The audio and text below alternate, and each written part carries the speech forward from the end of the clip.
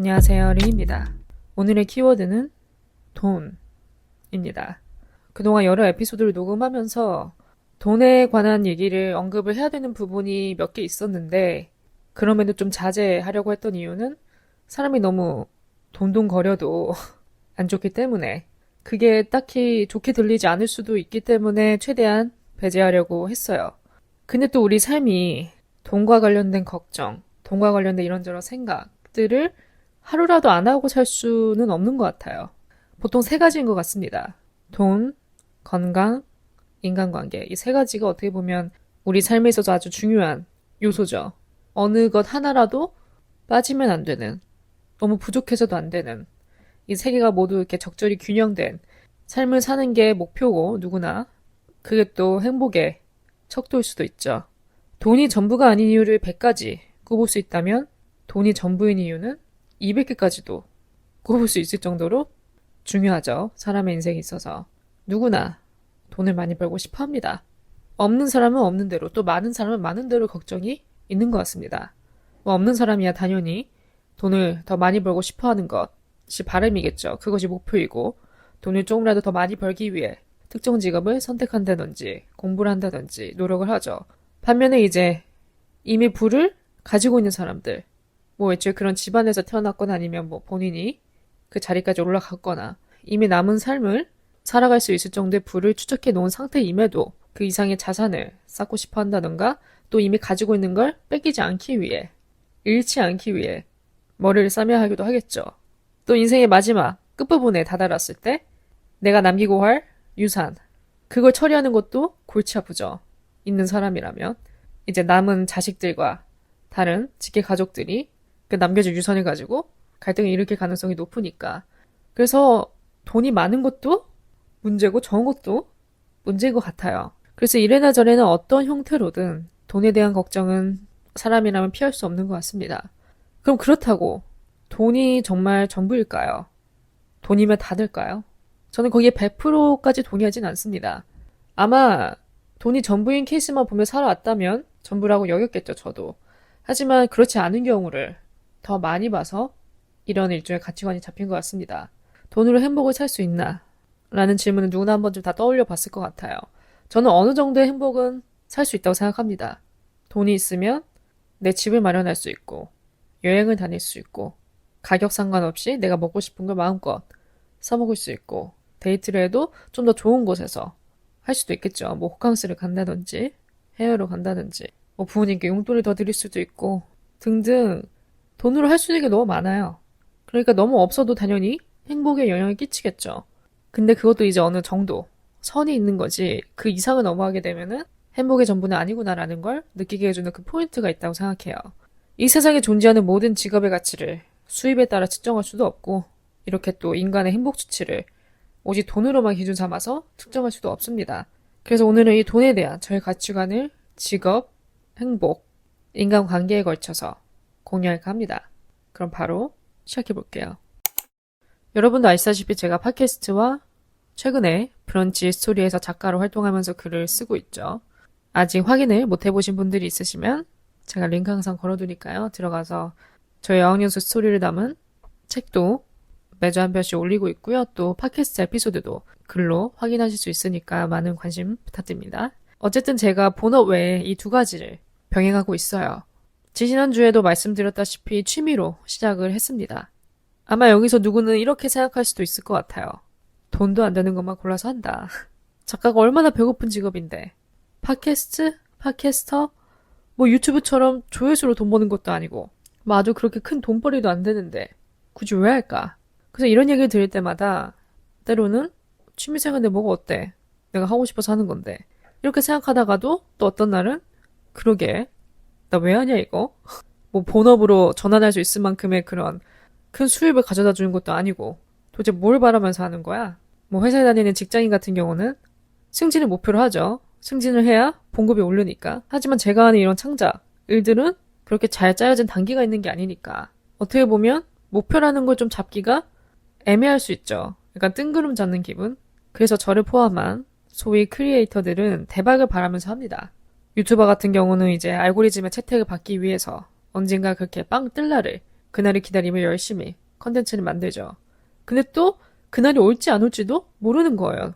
그 알 수 없는 미래를 두고 계속 그렇게 시간과 돈을 투자하면서 창작 활동을 이어나가죠. 제가 코로나 때 유튜브를 아주 잠깐 했던 적이 있습니다. 그때는 시작하면서 주변 사람들한테 알리고 시작을 했어요. 나 채널 하나 팠다. 구독 좀 눌러줘라. 좋아요 좀 눌러줘라. 그렇게 제가 알리고 시작을 했는데 한번 알리고 나니까 이게 명절에 다 같이 모일 때마다 유튜브에 대한 질문이 항상 나오더라고요. 구독자는 얼마나 좀 모였어? 아직 유튜브 하고 있어? 수익 좀 생겼나? 조회수 얼마나 나와? 등등. 어른들이 그런 거 제일 궁금해 하시잖아요. 물론 저도 그렇게 한 번에 빵 떠서 몇십만 몇백만 찍었다고 말할 수 있으면 좋겠죠. 근데 그게 쉽지 않잖아요. 오히려 수익 창출을 못하는 사람이 부지기수인데. 그래도 그렇게 한 달, 두 달, 세 달 제가 꾸준히 했던 이유는 일단 좋아서 시작한 거니까, 관심이 있어서 시작한 거니까, 아직은 초기 단계니까 그 과정이 좀 재밌었어요. 그리고 또 어떻게 보면 제 끈기를 테스트해보고 싶기도 했었고요. 항상 저도 뭐 하면 3일 천으로 끝나니까 유튜브만큼은 한번 얼마나 해보든지 보자 하고 이제 힘들어도 뭐 1, 2주에 한 편씩 이렇게 올렸었죠. 그래서 나는 그냥 계속 앞으로 나아가고 있는데 이제 주변에서 그런 소리들이 들려올 때마다 씁쓸 하더라고요. 그렇게 제가 한 6개월 정도 하다가 관뒀습니다. 그래서 지금은 이제 팟캐스트에 관한 에피소드만 올리고 있죠. 유튜브로도 듣는 사람이 있을 수 있기 때문에. 솔직히 그런 얘기들 때문에 관뒀다기보다는 일단 일하면서 병행하는 게 너무 힘들기도 했고 컨텐츠 고갈이 주된 이유였어요. 찍을 게 없더라고요. 사진도 안 찍는데 심지어 셀카도 안 찍는데 카메라를 들어서 영상을 만든다. 내 모습을 담아서 한계를 빨리 맛본 거죠. 또 거기다 이제 나중에는 컨텐츠 찍을 게 없으니까 뭐 언박싱, 그런 쇼핑 카테고리로 넘어갔는데 그것도 계속 필요 없는 지출을 만들어내게 되니까 영상 하나 때문에. 그래서 들어오는 건 하나도 없는데 이제 나가는 것만 많은 그런 상황이 되니까 관두게 되더라고요. 그러다가 제가 이렇게 넘어오게 된 게 지금의 팟캐스트와 글쓰기입니다. 근데 팟캐스트는 더 열악하죠. 다들 유튜브 보지 누가 팟캐스트 듣나, 영상을 선호하지 누가 책을 읽나, 그런 생각을 하기 마련인데 또 아이러니하게도 끊임없이 새로운 팟캐스트들이 뿜어져 나오고 있습니다. 최근 몇 년 새에 급격히 성장을 한 것 같아요. 이 팟캐스트 시장이. 그리고 또 영상, 유튜브나 뭐 넷플릭스 그런 미디어가 우리 삶에 깊게 침투되었음에도 불구하고 종이책은 더 잘 팔립니다, 요즘. 저도 종이책이 더 좋습니다. 제가 전자책을 안 읽는 이유는 일단 눈이 아파서 일, 팟캐스트 편집, 핸드폰 등등 눈이 쉴 틈이 없더라고요. 근데 거기다가 이제 책까지 태블릿으로 본다? 너무 눈에 가혹행위 같기도 하고 그 책, 종이책이 주는 그 소장 가치가 있는 것 같아요. 내가 진짜 좀 책을 읽는다는 느낌이 들고 무엇보다 집중이 더 잘 되는 것 같습니다. 그래서 이 두 가지를 수익적인 면에서 유튜브와 비교했을 때는 유튜브에서 더 많은 기회가 나오죠. 협찬, 광고 등등. 그래서 정해진 구독자와 조회수를 갖추면 그때부터 수익 창출이 가능해지니까 그렇게 비교하자면 유튜브가 좀 더 우세하죠. 이 팟캐스트나 뭐 작가와 비교했을 때. 근데 그럼에도 왜 하냐? 누가 이렇게 묻는다면 글쎄요. 팟캐스트를 하는 순간에는 돈 생각이 안 듭니다. 그냥 몸이 저절로 움직여요. 사람이 사무실에 출근해서 의자에 앉은 다음에 일을 시작하듯 그렇게 자연스럽게 팟캐스트가 제 삶에 스며든 것 같아요. 물론 이제 노트북 닫고 마이크 끄면 수입을 걱정할 때가 있죠. 저도 사람인지라.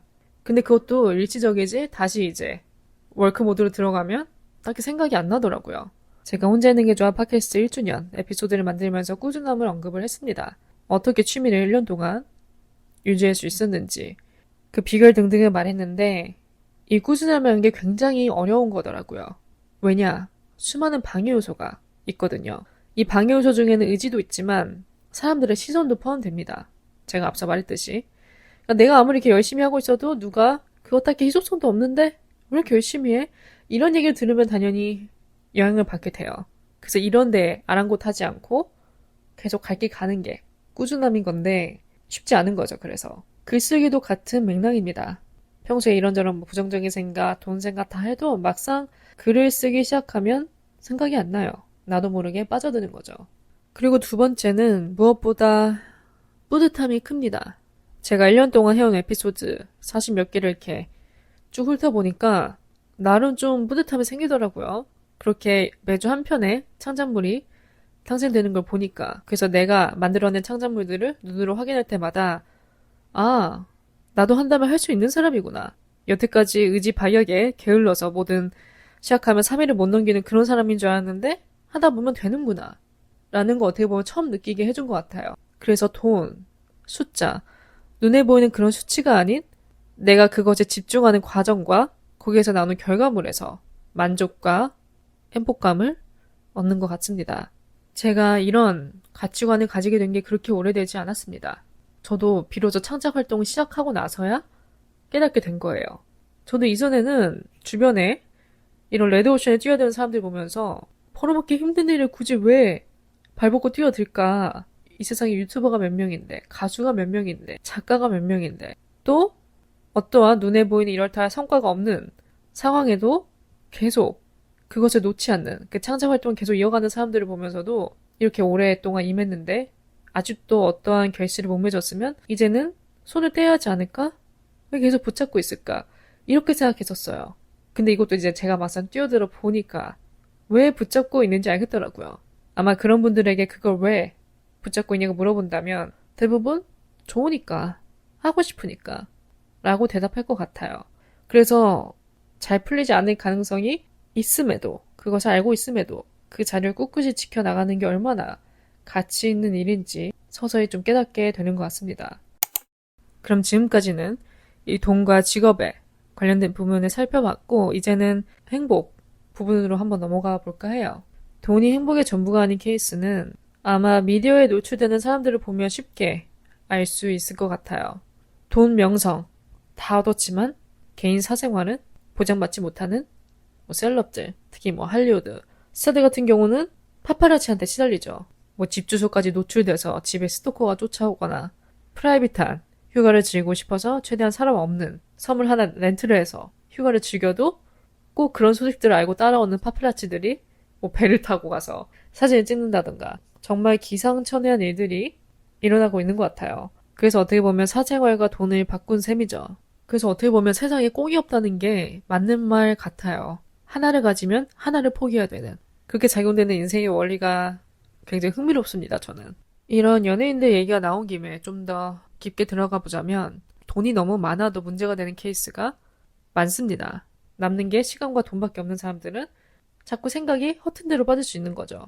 이 돈을 어떻게 쓸 줄을 모르니까. 집도 사고 차도 사고 살 건 다 샀는데 그래도 남으니까 이 돈을 어떻게 핸들해야 될지 몰라서 허튼 데에 낭비를 하다가 인생의 쓴맛을 보는 케이스도 있죠. 그러니까 아무리 이렇게 다 가져도 외롭다고 느끼는 사람들이 있잖아요. 다 그런 데서 오는 것 같습니다.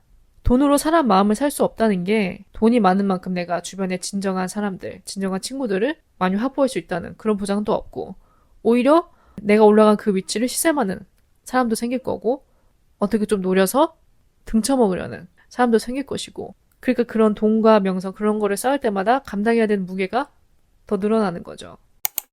흔히 우리가 이제 자수성가자들을 떠올리면 이런 생각을 하기 마련이죠. 그 사람들은 돈의 가치를 잘 알고 있을 테니까 돈이 없어 봤던 적이 있었기 때문에 그때 어려움을 잘 알고 있으니까 나중에 성공해도 절대 나쁜 길로 가지 않을 거란 그런 생각을 하기 마련이죠.